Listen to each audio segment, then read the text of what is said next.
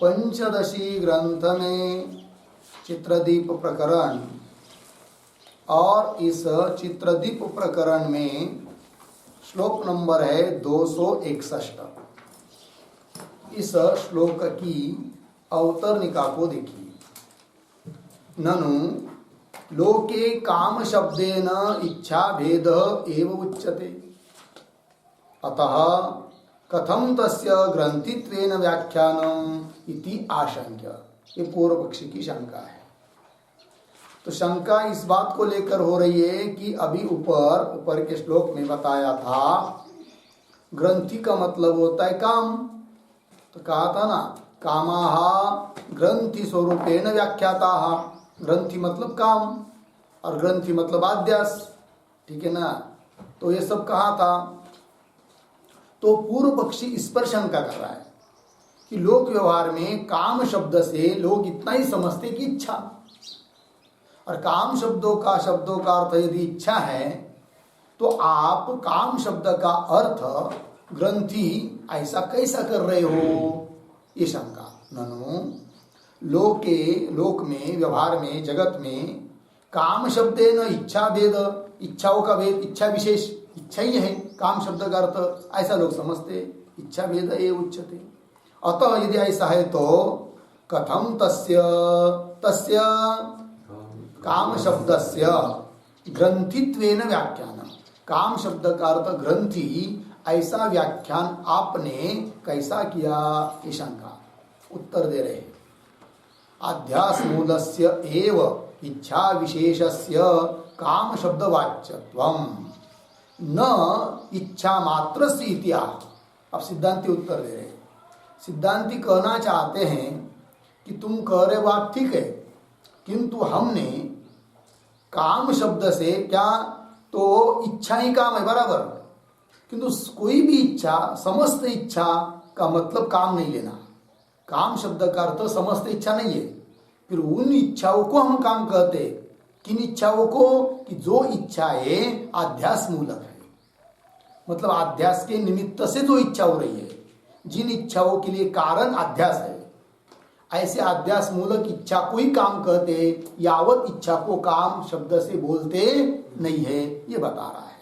और फिर ऐसे जो काम है अध्यास मूलक इच्छा है, वही काम है और वही ग्रंथि है, ये हम भी कहते हैं। ठीक है, पंक्ति देखिए। अध्यास मूलस्य एव इच्छा विशेषस्य।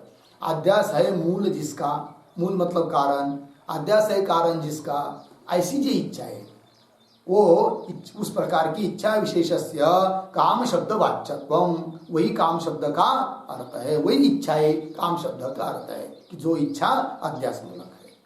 न इच्छा मात्र से, कोई भी इच्छा उसको काम शब्द से बोला नहीं जाता शास्त्र में, ये कह रहे। भले लोग समझते बैठे, किंतु शास्त्र की बात तो यही है, जो इच्छा अध्यास मूलक है उसको हम कहते हैं क्या, काम। न इच्छा मात्र से इतिहास। श्लोक को पढ़ते हैं। अहंकार चिदात्माना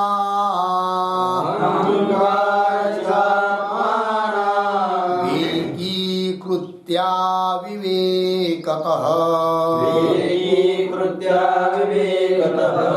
इदं मे स्याद् इदं मे स्याद्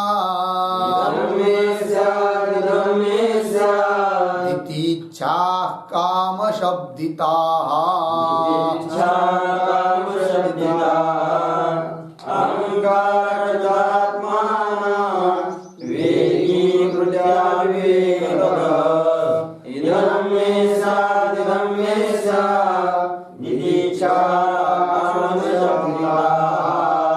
अहंकार चिदात्मानौ एकीकृत्य अविवेकतः इदं मे स्यात् इति इच्छा काम शब्दिता। अन्वय। अहंकार चिदात्मानौ अविवेकतः एकीकृत्य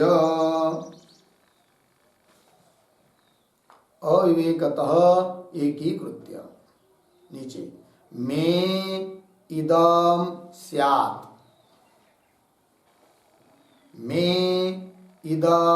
स्यात्, दोबारा इति इच्छा काम शब्दिता।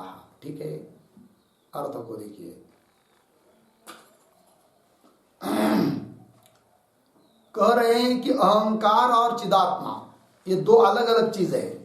अहंकार अविद्या है, मतलब अविद्या का कार्य है, और चिदात्मा उसका प्रकाशक है, दृष्टा है, साक्षी ब्रह्म आत्मा है। वो दोनों अलग अलग है। एक जड़ है अहंकार और एक चिद है, ज्ञान स्वरूप है आत्मा। दोनों भिन्न भिन्न है, किंतु अविवेक के कारण दोनों को एक करके, एक समझकर, अहंकार चिदात्मानौ इन दोनों को अविवेकतः, अविवेक के कारण एकीकृत्य, दोनों को एक समझकर जो इच्छा उत्पन्न हो रही है।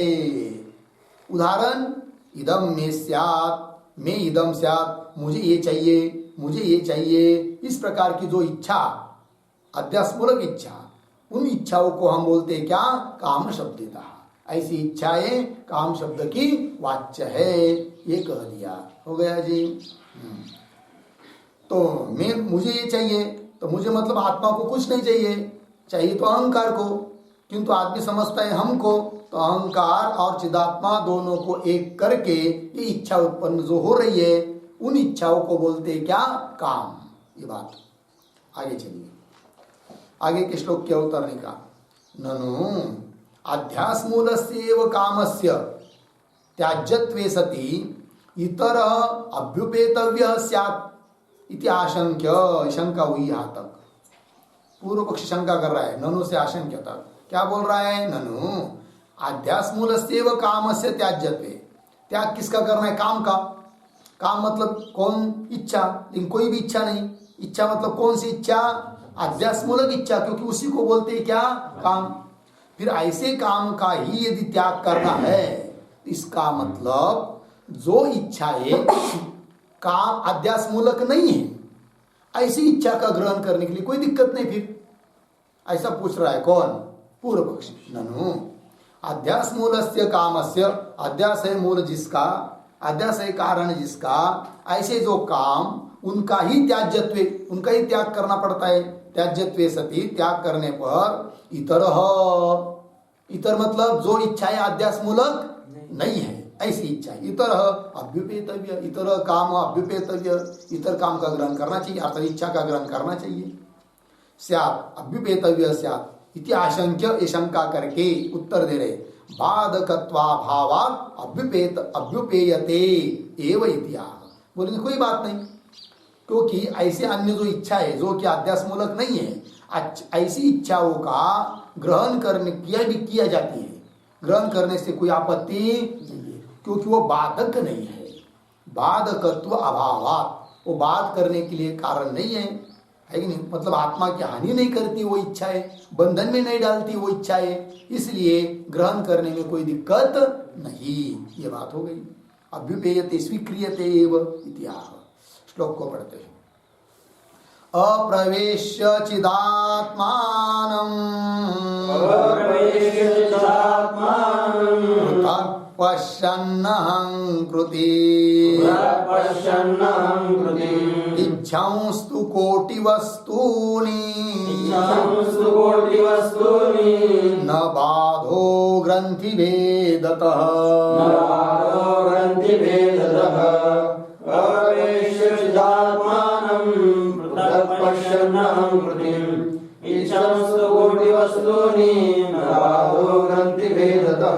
अप्रवेश्य चिदात्मानं पृथक् पश्यन् अहं कृतिम् इच्छन् तु कोटि वस्तूनि न बाधः ग्रंथि भेदतः। ठीक अन्वय। चिदात्मानं अप्रवेश्य अहं कृतिम् पृथक् पश्यन्, नीचे कोटि वस्तुनि इच्छन् तु ग्रंथि भेदतः बाधः न।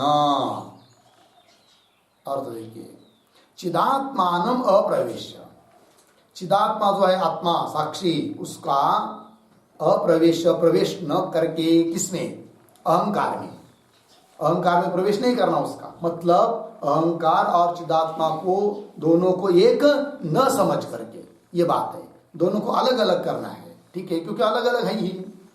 तो चिदात्मानम अप्रवेश, उसका प्रवेश न करके, अहंकार में उसका प्रवेश न करके, अहंकार के साथ उसको न जोड़ के, मतलब अहंकार और चिदात्मा दोनों एक ही है ऐसा न समझ करके। तो चिदात्मानम हो गया ना, हाँ, चिदात्मानम अप्रवेश, फिर अहंकृतिम पृथक पश्यन, अहंकृति अर्थात अहंकार, अहंकार को पृथक अलग रूप से पश्यन देखता हुआ कि मैं चिदात्मा हूं, सच्चिदानंद ब्रह्म हूं और अहंकार मेरे से क्या है, अलग है, दृश्य है। तो पृथक पश्यन ऐसा यदि कोई देखता है तो कोटि वस्तुनि इच्छन्तु, ये क्या कोटि वस्तु की भी इच्छा करता हुआ भी कोई दिक्कत नहीं है।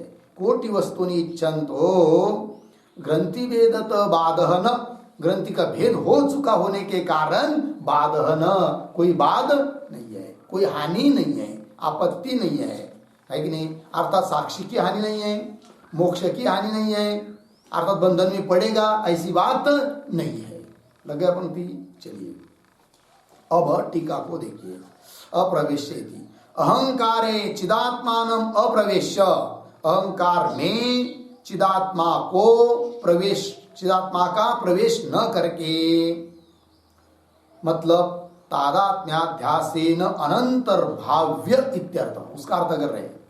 पहले पाद में आया था ना क्या, चिदात्मानम अप्रवेश्य, उसी का अर्थ कर दिया अहंकारे चिदात्मानम अप्रवेश्य, उसी का भाव लिख रहे टीकाकार, तादात्म्याध्यासेन अनंतर्भाव्य, तादात्म्याध्यास करके लोग एक का दूसरे में अंतर्भाव करते हैं, अर्थात दोनों को एक समझते हैं, ऐसा न करके, अनंतर्भाव्य, अंतर्भूत न करके, ये बात तादात्म्याध्यासेन अनंतर्भाव्य इत्यर्थ। लग गए पंक्ति, आगे चलिए, आगे के श्लोक की अवतरणिका।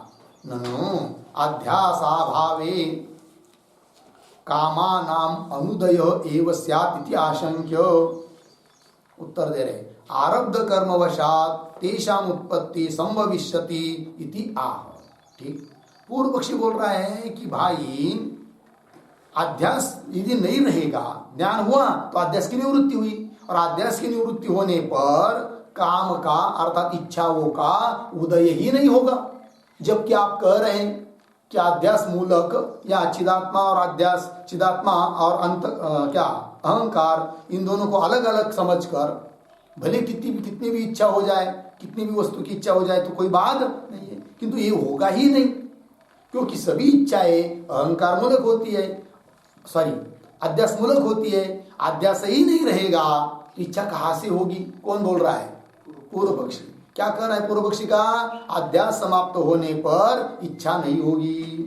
तो कैसा कह रहे आप? ठीक है ना, देखिए, ननु अध्यास अभावे, अध्यास का अभाव होने पर कामानाम अनुदय एव स्यात्, कामनाओं का उदय ही नहीं होगा इति आशंक्य, ये शंका करके उत्तर दे रहे। तो उत्तर दे रहे क्या कि भाई इच्छाओं का उदय अध्यास पर आधारित नहीं है, फिर किस पर आधारित है? प्रारब्ध के ऊपर आधारित है। आरब्ध कर्म, प्रारब्ध रहता है ज्ञान होने के बाद भी, क्योंकि ज्ञान से प्रारब्ध जलता नहीं है कि नहीं? प्रारब्ध भोग कर ही समाप्त करना पड़ता है। तो प्रारब्ध यदि रहता है तो उसके कारण भले अध्यास अभी नहीं रहा, किंतु प्रारब्ध होने के कारण इच्छा होगी, और होगी तो भी वो कोई बाधक नहीं रहेगी, ये कह रहे हैं। आरब्ध कर्म वशात, आरब्ध कर्म को कहते प्रारब्ध कर्म।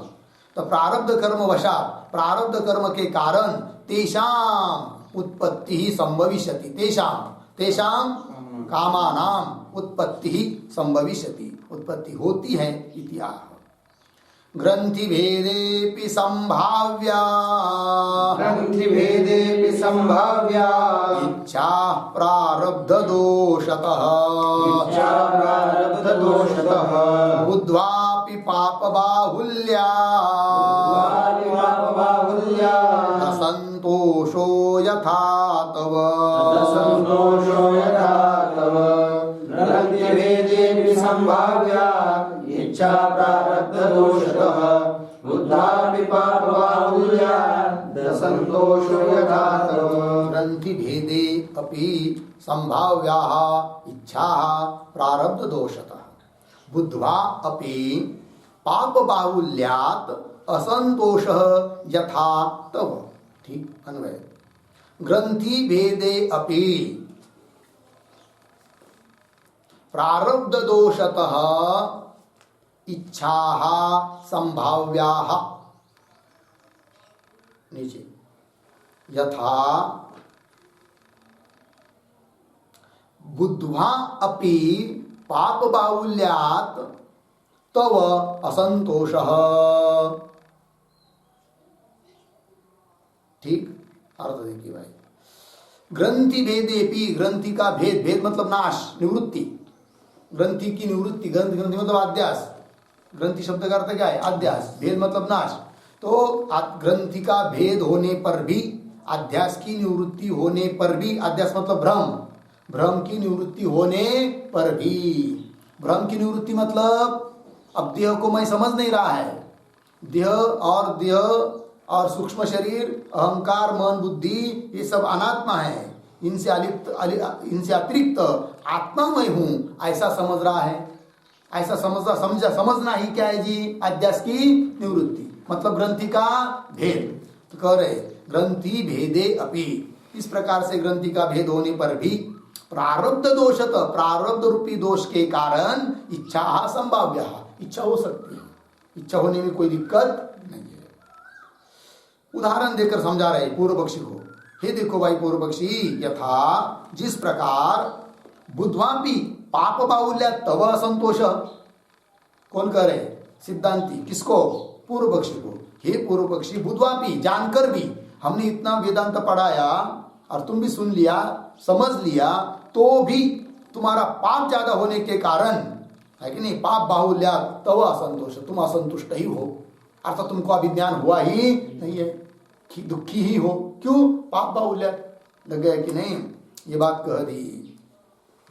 तो ये दृष्टांत देकर समझा दिया कि जैसे सब कुछ बताकर भी तुमको पाप बाहुल्य के कारण असंतोष है, उस प्रकार ग्रंथियों का भेद होने पर भी प्रारब्ध रूपी दोष के कारण इच्छादि हो सकती है, कोई दिक्कत नहीं। ये बात टीका। अब ग्रंथि भेदे अपीति अत्र दृष्टांतम आह, दृष्टांत दिया है बुद्ध्वापि इत्यादि। हो गया जी। चलिए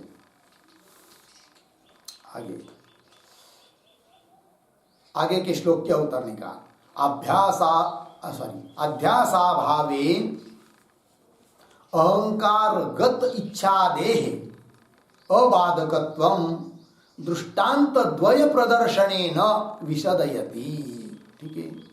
अध्यासाभावे, अध्यास न रहने पर भी अहंकारगत इच्छादेह अबाधकत्वं, अहंकार में विद्यमान, गत मतलब विद्यमान, अहंकारादिकों में विद्यमान जो इच्छादिक है, वे इच्छादिक बाधक नहीं है। अबाधकत्व, उसमें उन इच्छाओं में क्या है? अबाधकत्व है। क्यों? अध्यास का अभाव होने के कारण।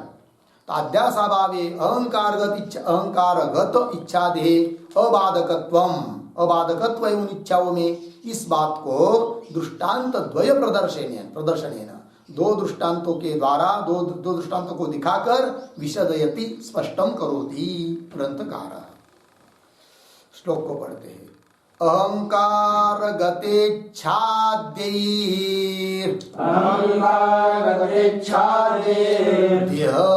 देह व्याध्यादिभिस्तथा मोक्षादि जन्मनाशैर्वा चिद्रूपात्मनि किं भवेत्। अहंकारगतेच्छादेर्देहव्याध्यादिभिस्तथा पुरुषादिजन्मनाशैर्वा चिद्रूपात्मनि किं भवेत्। अहंकारगत इच्छाद्यैहि देह व्याध्यादिभिः तथा वृक्षादि जन्मनाशैहि वा चिद्रूपात्मने किं भवेत्। अन्वय। देह व्याध्यादिभिः, देह व्याध्यादिभिः वा नीचे वा वृक्षादि जन्मनाशैहि, वृक्षादि जन्मनाशैहि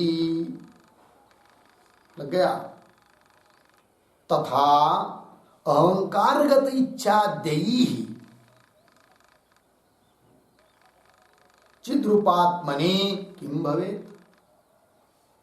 ठीक है, दो दृष्टांत देकर समझा रहे हैं। तो जैसे बता रहे हैं कि देखो भाई, देह व्याधि, व्याधि कहते रोग को, देह को कुछ बीमारी लग गई तो उससे जैसे चिद्रूप आत्मा का कोई हानि होती है क्या? चिद्रूप आत्मा की कोई हानि होती नहीं देह की व्याधि से। क्यों? वृक्षादि जन्मनाशे ही है कि नहीं, वृक्ष उत्पन्न हुआ या नष्ट हुआ, उससे चिद्रूप आत्मा की कोई हानि होती है क्या? नहीं, कोई संबंध नहीं उसके साथ। तो जैसे देह व्याधि और वृक्षादि जन्मनाश के द्वारा चिद्रूप आत्मा की कोई हानि नहीं होती है, उसी प्रकार अहंकार गत इच्छादि, जैसे वृक्ष अलग चीज है, चिदात्मा उसका कोई संबंध नहीं है, वृक्ष उत्पन्न हुआ क्या नष्ट हुआ क्या, चिद्रूप आत्मा की कोई हानि नहीं है। देह अलग चीज है आत्मा से, चिद्रूप आत्मा से, उसमें रोग लग गया मर गया देह तो भी आत्मा की कोई हानि नहीं है। उसी प्रकार जैसे देह चिदात्मा से अलग है, जैसा वृक्ष चिदात्मा से अलग है, उसी प्रकार अहंकार भी चिदात्मा रूप चिदात्मा से क्या है? अलग है। और अलग होने के कारण भले उस अहंकार में इच्छा उत्पन्न होए चाहे न होए, चाहे और कुछ हो जाए, तो भी आत्मा की कोई हानि नहीं है, चिदात्मा का कोई बाध नहीं है, ये कह रहे हैं। अहंकारगत इच्छा देही, अहंकार में विद्यमान इच्छादिकों के द्वारा चिदात्मनि किम भवे, क्या होगा? अर्थात कुछ नहीं होगा, ये कह दिया। ठीक, चलिए अब टीका को देखिए। अहंकारेति यथा देहगत व्याध्यादि भी, मिला पंक्ति, अहंकार साक्षिण बाध नास्ति, स्पष्ट कर दिया वाक्य को कि यथा जिस प्रकार देहगत व्याधि, देहगत व्याधि मतलब देह में विद्यमान व्याधि रोग आदि, उनसे अहंकार साक्षिण, अहंकार का साक्षी जो आत्मा, साक्षिण बाध नास्ति, उसमें कोई बाधा नहीं है, आपत्ति नहीं है। क्यों? देह संबंध रहित तत्व, क्योंकि चिदात्मा आत्मा जो है अपना स्वरूप, उसका साक्षी का और देह का कोई संबंध है ही नहीं है, देह संबंध रहित तत्व। एक दृष्टांत हुआ। यथा, दूसरा दृष्टांत, यथा वृक्षादिगत जन्मादिभिः एवं अध्यास निवृत्तौ अहंकारगत इच्छादिभिः अपि इति भावः। लग गया जी? देखिए भाई, तो यथा वृक्षादिगत जन्मादि भी एवं, मतलब वृक्षादि में विद्यमान क्या? वृक्ष का जन्म या वृक्ष का नाश, उससे आत्मा की कोई हानि होती है क्या? कुछ नहीं, क्योंकि देह से वृक्ष, चिदात्मा से आत्मा से वृक्ष क्या है? भिन्न चीज है। यथा वृक्षादिगत जन्मादि भी एवं, दृष्टांत हुआ। इसी प्रकार अध्यास निवृत्त, अध्यास निवृत्त होने पर अहंकारगत इच्छादि भी, अहंकार में विद्यमान जो इच्छादिक, अहंकार मतलब अंतकरण, अंतकरणादिक, उसमें विद्यमान जो इच्छादिक है, उन इच्छादियों के द्वारा अपि इति भाव, अर्थात कुछ हानि नहीं होती है। किसकी? चिदात्मा की। कब? अध्यास निवृत्त होने पर। हाँ, जब तक अध्यास निवृत्त नहीं हुआ है, जब तक चिदात्मा और अहंकार मतलब अंतकरणादिक को एक ही आदमी समझता है, बुद्धि और आत्मा दोनों को एक समझता है, तब तक तो हानि है, क्योंकि बुद्धि को दुख स्वयं का मान लेता है। किंतु जब समझ में आ गया कि अहंकार अर्थात अंतकरण अर्थात बुद्धि ये सब अलग चीज है, मन आदि, और उससे मैं अलग हूं आत्मा, अलग अलग बात पता चल गई, अध्यास निवृत्त हो गया, तो उसके बाद फिर भले कितनी भी इच्छादि उत्पन्न हो जाए, उससे आत्मा की कोई हानि नहीं है। ये बात हो गया जी। अब आगे के श्लोक की अवतरणिका को देखिए। चिदात्मनः असंगत्वस्य एक रूपत्वात् पूर्वमपि कामादि बाध नास्ति इति शंकते। बहुत बड़ी शंका, पूर्वक शंका कर रहा है। पूर्व पक्षी बोल रहा है कि एक बताओ भाई सिद्धांती, चिदात्मा असंग है क्या? नहीं, चिदात्मा मतलब आत्मा, वही ब्रह्म चिदात्मा है। चिदात्मा मतलब चित स्वरूप आत्मा, चित कहते ज्ञान को, ज्ञान स्वरूप है कौन? आत्मा। तो आत्मा असंग हमेशा है क्या कभी कभी असंग है? बताओ कौन बोलेगा? पूर्व पक्षी। तो सिद्धांत क्या उत्तर देंगे? हमेशा असंग है भाई, कभी उसके साथ संग किसी का हो ही नहीं सकता है कि नहीं? हमेशा असंग है। तो हमेशा यदि असंग है तो तीनों काल में असंग है, इसका मतलब तो आद्यास काल में भी आत्मा असंग है कि नहीं? जब आद्यास था तब भी आत्मा वस्तुतः क्या है? असंग है कि नहीं? तो मतलब ज्ञान होने के पहले भी असंग है, अर्थात आद्यास निवृत्त होने के पहले भी असंग है, आद्यास निवृत्ति के बाद भी, ज्ञान होने के बाद भी क्या है? असंग है। तो जैसे ज्ञान होने के बाद मतलब अध्यास निवृत्त होने के बाद क्या वो इच्छादिक के द्वारा आत्मा का बाध नहीं होता है क्योंकि वह असंग है। किंतु अध्यास निवृत्त होने के पहले भी, ज्ञान होने के पहले भी आत्मा यदि असंग ही है तो उस समय भी उस अहंकारगत इच्छादियों के द्वारा उस असंग आत्मा की क्या हानि होगी? अर्थात कुछ हानि होगी ही नहीं उस समय में भी। तो कैसे कर रहे आप? क्या अध्यास निवृत्त होने पर ही इच्छादि होती है अंतकरण में, तो उससे बात नहीं होता है? पहले भी तो नहीं होता है ना बात, तो बाद में ही बात नहीं होता है, ऐसा क्यों कर रहे हो? कौन बोल रहा है? पूर्व पक्षी। देखिए, चिदात्मन असंगत्वस्य एक रूपत्वात् मिला। एक रूपत्वात् मतलब एक रूपत्वात् का अर्थ लिखिए, त्रिषु कालेषु अपि असंगत्वात्।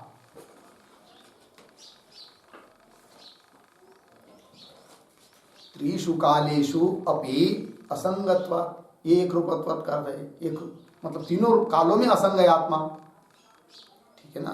चलिए, तो चिदात्मन असंगत्व से एक रूपत्वात् मतलब चिदात्मा की असंगता तीनों काल में है, अध्यास निवृत्त होने के पहले भी असंग ही है वो। चलिए, चिदात्मन असंगत्व से एक रूपत्वात् पूर्वमपि, मिला शब्द पूर्वमपि मतलब पूर्वमपि का अर्थ लिखिए, ग्रंथि भेदात् पूर्वम अपि। पूर्वमपि का अर्थ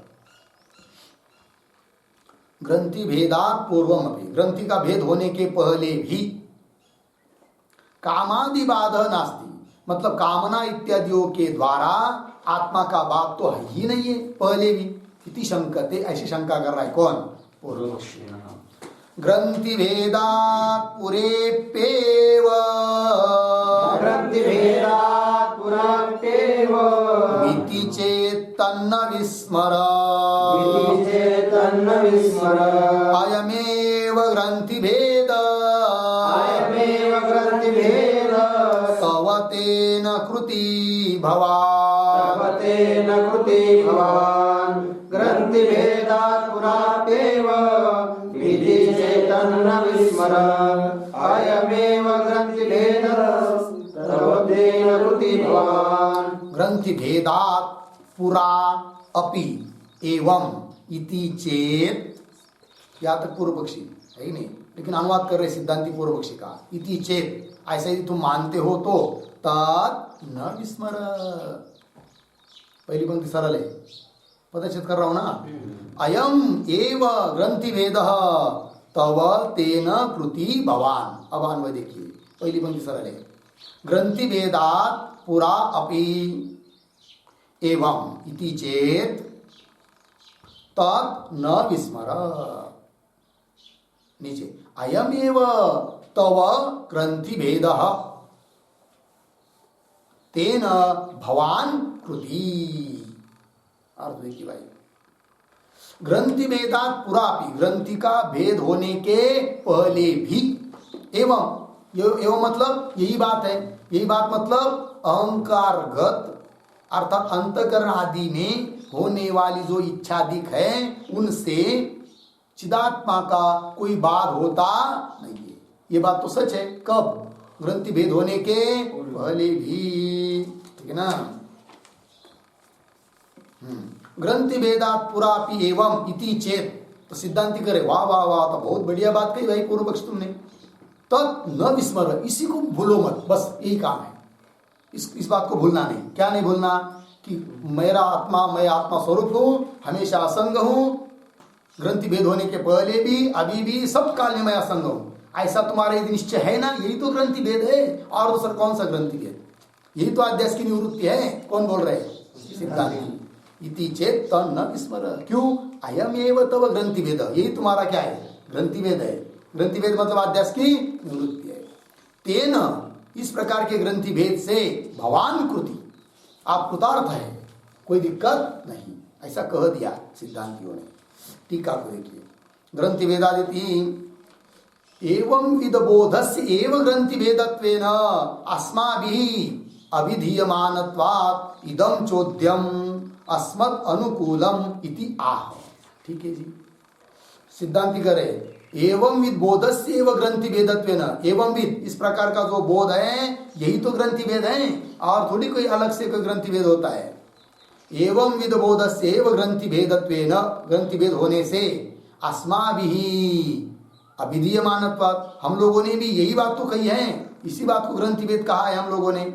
अभिधीयमानत्वात्, अभिधीयमान मतलब हम लोगों ने कथन किया होने से, इदम चोद्यम, चोद्यम कहते प्रश्न को, सिद्धांति बोल रहे पूर्व पक्षी को, इदम चोद्यम मतलब यह प्रश्न तुम्हारा, अस्मत् अनुकूलम, हमारे लिए अनुकूल ही है।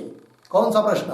कि अध्यास निवृत्ति के पहले भी क्या चिदात्मा असंगई है, और उसको अंतःकरणादि में होने वाली इच्छाओं से उस आत्मा का बाध नहीं होता है। यह तुम्हारा जो कहना है वो हमारे लिए अनुकूल ही है, ऐसा कह दिया तन्न विस्मर इत्यादि पंक्ति के द्वारा। हो गया जी। आगे चलिए, आगे के श्लोक क्या उत्तर का। एवं विद ज्ञानाभाव एव ग्रंथि इत्याह, तो ग्रंथि भेद क्या है वो बता दिया अभी, फिर ग्रंथि क्या है उसको बता रहे हैं।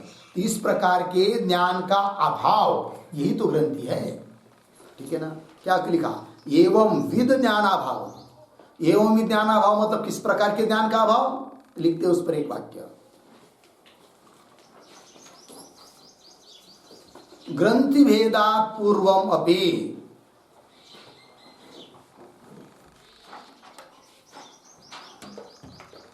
ग्रंथि भेदात् पूर्वम अपि कामादिभिः न आत्मनः बाधः,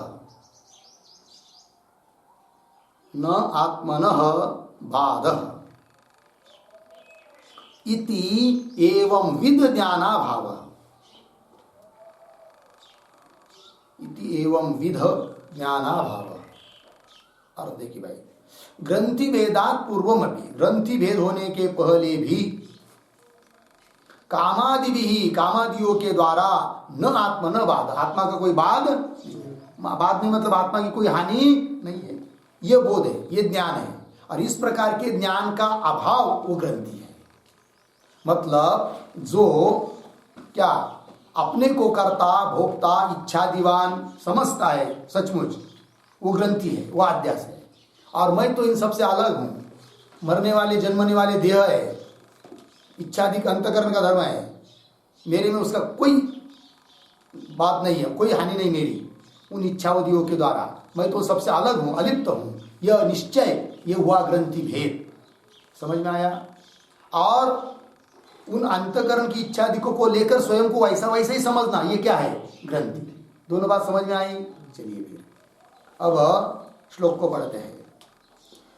अवतरणिका हुई ना, एवं विज्ञानाभाव एव ग्रंथि ही इत्याह, नैवं जानन्ति मूढाश्चे, नैवं जानन्ति मूढाश्चे, सोऽयं ग्रन्थिर्न चापरः, सोऽयं ग्रन्थिर्न चापरः, ग्रन्थि तद्भेदमात्रेण, ग्रन्थि तद्भेदमात्रेण, वैषम्यं मूढबुद्धयोः, वैषम्यं मूढबुद्धयोः, नैवं जानन्ति मूढाश्चे, सोऽयं ग्रन्थिर्न चापरः, ग्रन्थि तद्भेदमात्रेण, वैषम्यं मूढबुद्धयोः।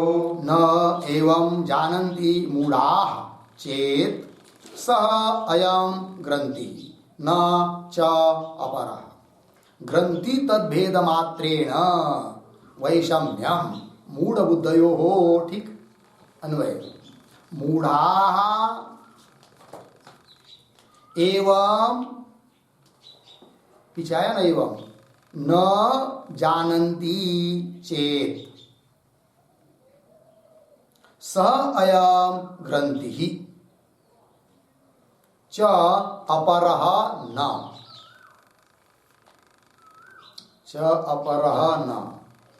नीचे ग्रंथि तद्भेद मात्रेण मूढ़ बुद्धयोः वैषम्यम। ठीक अर्थ देखिए भाई। तो मूढ़ाः मूढ़ लोग, प्राकृत लोग, शास्त्र संस्कार रहित लोग, मूर्ख लोग एवं न जानन्ति, इस बात को नहीं जानते हैं। क्या कि मैं चिदात्मा अलग हूं, असंग हूं और बाकी मेरे को छोड़कर सब अनात्मा जड़ है, इस बात को जो नहीं जानते। मूढ़ा एवं न जानन्ति चेत स्वयं ग्रंथि, वही तो ग्रंथि है, फिर वही तो अध्यास है, वही तो भ्रम है और वही कारण है फिर जन्म मरण रूप संसार के लिए। ठीक है, ग्रंथि च अपरः न, और दूसरी कोई ग्रंथि नहीं है, यही ग्रंथि है, यही अध्यास है। लग गया कि नहीं? अपने को देह समझना, अपने को अंतःकरण समझना, अपने को कर्ता भोक्ता समझना, यही तो क्या है? ग्रंथि है, अध्यास है। च अपरः न, आगे चलिए। ग्रंथि तद्भेद मात्रेण मूढ़ बुद्धयो वैषम्यम। तो बोलेंगे भाई मूढ़ लोग, मनुष्य, पामर मनुष्य और ज्ञानी मनुष्य, इन दोनों में क्या अंतर है कि नहीं? ऐसा कुछ है क्या? जो कम भाकर खाता है वो ज्ञानी, और जो ज्यादा भाकर खाता है, रोटी खाता है, वह अज्ञानी। ऐसा है क्या? ऐसा नहीं है। खाने पीने के ऊपर अवलंबन नहीं है कि नहीं? फिर किस पर अवलंबन है? तो जिसके ग्रंथि का भेद हुआ है वह ज्ञानी। भेद मतलब नाश। जिसके ग्रंथि का भेद हुआ, ग्रंथि का नाश हुआ, जिसका अध्यास चला गया, वो ज्ञानी, और जिसकी ग्रंथि है वह अज्ञानी। ये दोनों का भेद समझ में आया? पंक्ति देखिए, ग्रंथि तद्भेद मात्रेण, ग्रंथि और ग्रंथि का भेद, इन दोनों के द्वारा ही, इनके कारण ही केवल मूढ़ बुद्धयो वैषम्य, मूर्ख और बुद्ध, बुद्ध मतलब ज्ञानी, मूर्ख मनुष्य मतलब अज्ञानी मनुष्य और ज्ञानी मनुष्य, इन दोनों में यही वैषम्य, विषमता, भेद है। लग गया? चलिए टीका। ननु ज्ञानिन अपि इच्छा अभ्युपगमे ज्ञानी अज्ञानियों कुतः वैलक्षण्यम इति आशंके, शंका है। पूर्व पक्षी बोल रहा है कि भाई अज्ञानी तो इच्छा करता ही, इसमें कोई है, किसी को कुछ कहना नहीं है, किंतु आपने कहा क्या कि ग्रंथि भेद होने पर भी, मतलब ज्ञान होने पर भी प्रारब्ध के कारण ज्ञानी को भी इच्छा होती है, ये आपने कहा। अब ज्ञानी भी इच्छा करता हुआ दिखाई दे रहा है, अज्ञानी भी इच्छा करता हुआ दिखाई दे रहा है, तो ज्ञानी और अज्ञानी इन दोनों में भेद ही क्या रहा? दोनों तो एक जैसे हुए। फिर कौन बोल रहा है? पूर्व पक्षी। ननु ज्ञानिनः अपि इच्छा अभ्युपगमे, अभ्युपगम मतलब स्वीकारे, ज्ञानी को भी इच्छा का स्वीकार करने पर ज्ञानी अज्ञानी नो हो, ज्ञानी और अज्ञानी इन दोनों में कुतः वैलक्षण्यम, कैसी विलक्षणता रहेगी? दोनों का लक्षण अलग अलग कैसा कर पाओगे? दोनों को भिन्न भिन्न कैसा समझोगे? इति आशंक्य, ये शंका करके उत्तर दे रहे ग्रंथ। हाँ, उत्तर क्या है आपके पुस्तक में? पढ़िए तो। हाँ, ग्रंथि भेदातिरेकेन, ऐसा है कि नहीं? हाँ, तो वो भी ठीक है, किंतु ये ठीक है, ग्रंथि भेदा भेदातिरेकेन, ये भी ठीक है ना?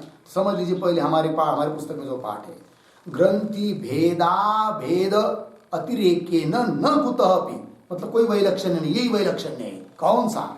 ग्रंथि का भेद और ग्रंथि का अभेद। अभेद मतलब भेद नहीं हुआ है, नाश नहीं हुआ है, तो ग्रंथि का भेद मतलब नाश, ग्रंथि का नाश और ग्रंथि का अनाश, यही दोनों में क्या है? अंतर। ऐसा उसको समझना है। उसके अपेक्षा ऐसा लिख लिया तो अच्छी बात है, पाठ कर लिया तो। कैसा? ग्रंथि भेदा भेदातिरेकेन, ऐसा।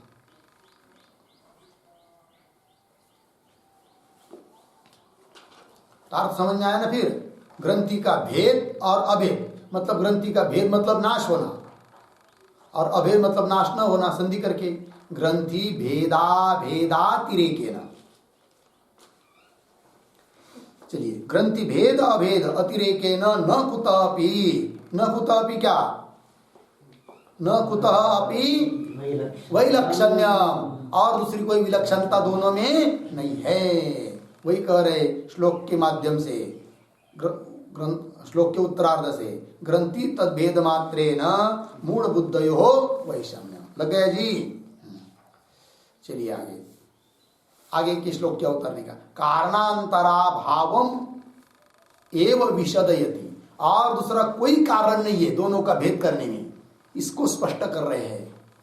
प्रवृत्तौ वा निवृत्तौ वा, प्रवृत्तौ वा निवृत्तौ वा, देहेन्द्रिय मनोधिया, देहेन्द्रिय मनोधिया, न किंचिदपि वैषम्य, न किंचिदपि वैषम्य, मस्त्य ज्ञानी ज्ञानी विबुद्धयोः, मस्त्य ज्ञानी विबुद्धयोः। प्रवृत्तौ वा निवृत्तौ वा, देहेन्द्रिय मनोधिया, न किंचिदपि वैषम्य, मस्त्य ज्ञानी विबुद्धयोः। प्रवृत्तौ वा निवृत्तौ वा, देहेन्द्रिय मनोधिया, न किंचित अपि वैषम्यम अस्ति, अज्ञानी विबुद्धयोः। अन्वय, देहेन्द्रिय मनोधियाम प्रवृत्तौ वा निवृत्तौ वा, अज्ञानी विबुद्धयोः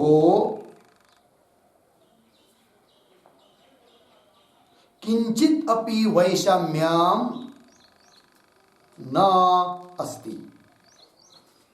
अर्थ देखिए भाई, देह इंद्रिय मन, धी मतलब बुद्धि, ठीक है ना, इनकी प्रवृत्त हुआ निवृत्त हुआ, प्रवृत्ति किंवा निवृत्ति में कोई भेद नहीं है।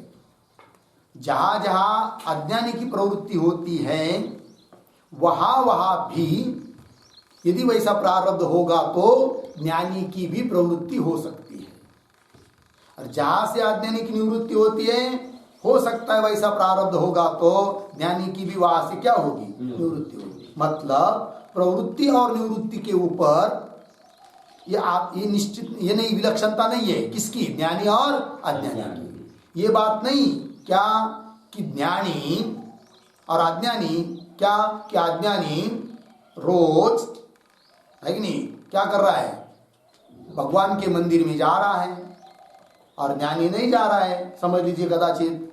तो इससे आप ये मत चिंतन कीजिए कि वो रोज मंदिर में जा रहा है ना तो वो ज्ञानी है, फिर भले वो अज्ञानी है किंतु उसको तुम क्या समझ रहे हो, ज्ञानी। और ये मंदिर में नहीं जा रहा है तो इसको क्या समझ दिया, अज्ञानी। ऐसा नहीं है। या ये ज्यादा रोटी खाता है इसलिए अज्ञानी, और ये कम रोटी खाता है इसलिए ज्ञानी, ऐसा कुछ नहीं है। मतलब प्रवृत्ति निवृत्ति जो भी है उसके ऊपर ये निश्चय नहीं कर सकते कि ये ज्ञानी है और ये अज्ञानी है। फिर किसके ऊपर निश्चित कर सकते हैं, तो कह रहे भाई देह इंद्रिय मनोधियाम प्रवृत्त हुआ निवृत्त हुआ, अज्ञानी विबुद्धयो, अज्ञानी और विबुद्ध, विबुद्ध मतलब ज्ञानी, इन दोनों में किंचित अपि वैषम्यम न अस्ति, इन दोनों में प्रवृत्ति निवृत्ति में कुछ भी वैषम्य नहीं है, विषमता नहीं है। हो सकता है दोनों के साथ एक जी से भी रह सकती है। फिर दोनों में क्या अंतर है, अंतर क्या है, पीछे के श्लोक में बताया, यही अंतर है क्या, एक का ग्रंथि भेद हुआ है और एक का ग्रंथि भेद नहीं हुआ, यही भेद है। लग गया जी? चलिए अब इस बात को समझाने के लिए ग्रंथकार दृष्टांत दे रहे आगे के श्लोक में, उक्तार्थे दृष्टांतम आह, दृष्टांत देकर समझा रहे इस बात को। तो श्लोक को पढ़ते हैं। व्रात्य श्रोत्रियोर्वेद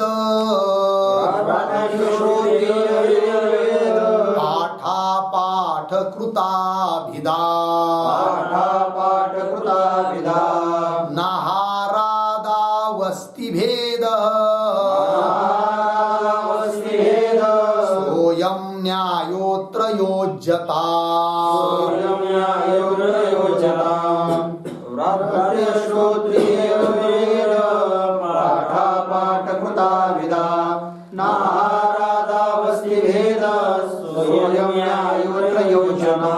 व्रात्य श्रोत्रियोः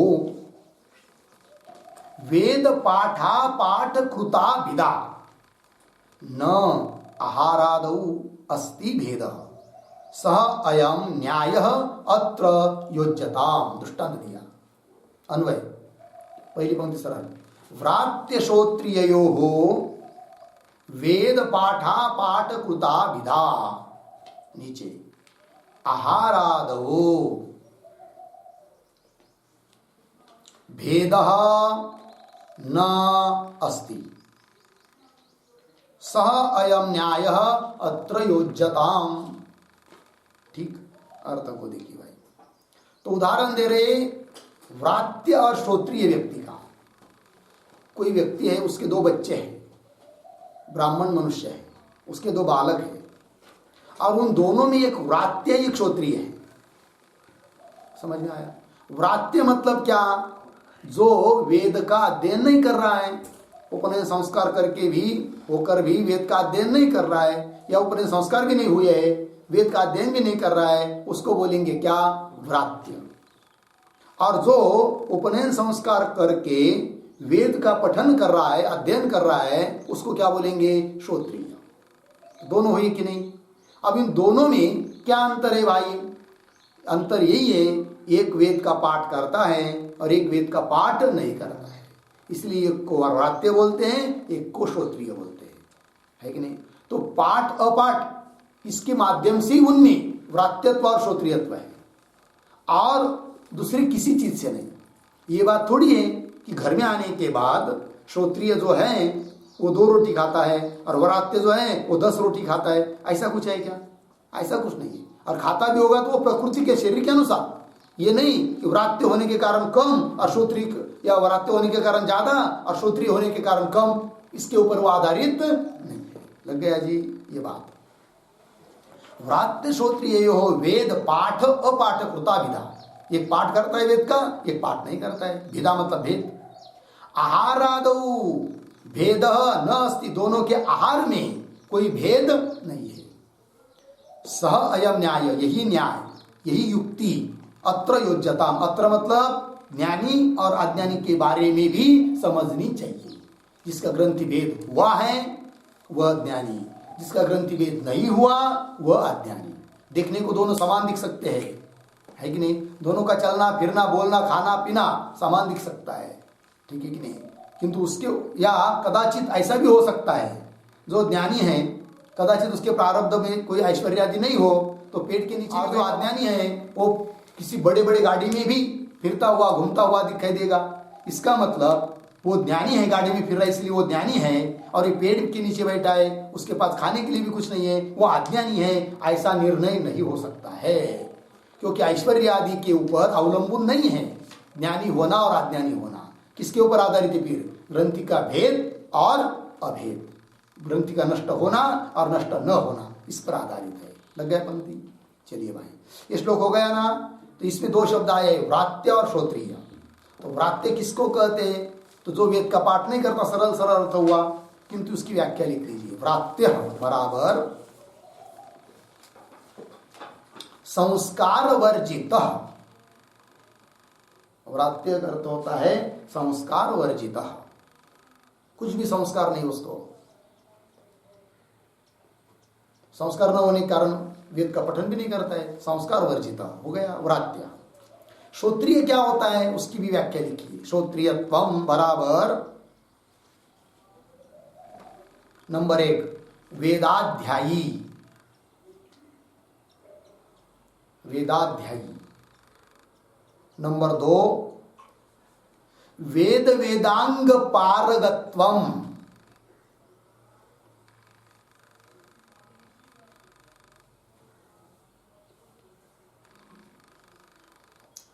वेद वेदांग पारगत्वम। नंबर 3 वेदांतार्थ तत्वज्ञ, वेदांतार्थ तत्वज्ञ।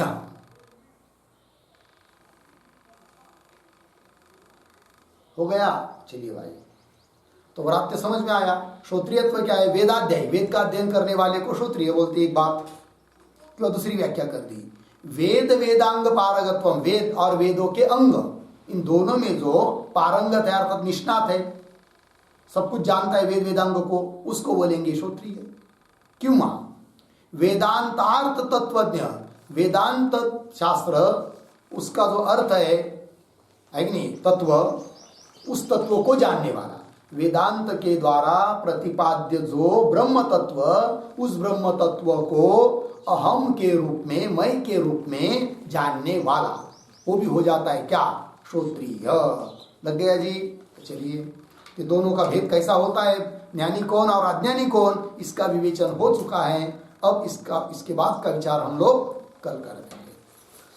ओम पूर्णमदः पूर्णमिदं पूर्णात् पूर्णमुदच्यते पूर्णस्य पूर्णमादाय पूर्णमेवावशिष्यते।